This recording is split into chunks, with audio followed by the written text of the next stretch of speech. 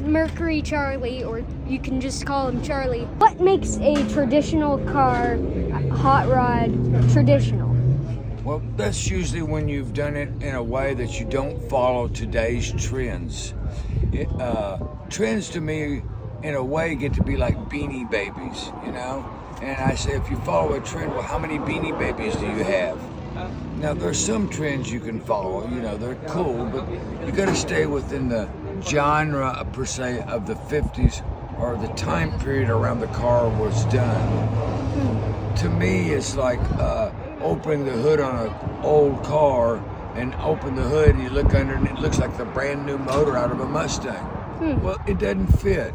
In other words, you can't wear a tuxedo with Bermuda shorts. Yeah. It don't go. Yeah. Right?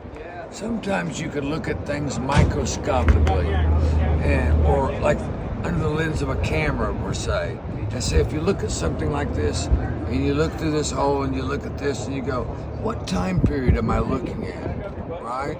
And if you can follow around the car and it stays in that time period, you're good.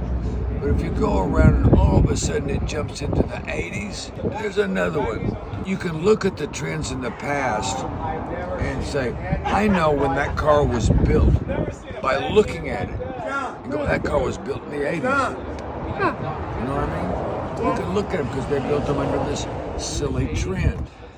Another reason you don't want to follow it, or another thought I've had about it, is imagine all the cars in the magazines from the 80s. I've never had anybody bring an old 80s magazine and go, could you build me a car like that?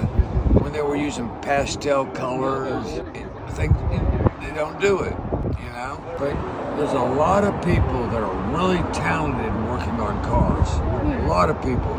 But there's not very many people that pay attention to the keeping everything in the same genre, the same time period, you know? You know what I mean? If changing things like that, here's the other way I look at it.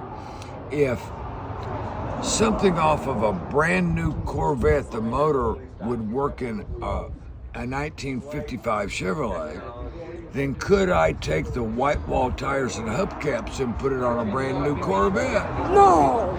Would that look right? No. Get it? Yeah. It's the same thing.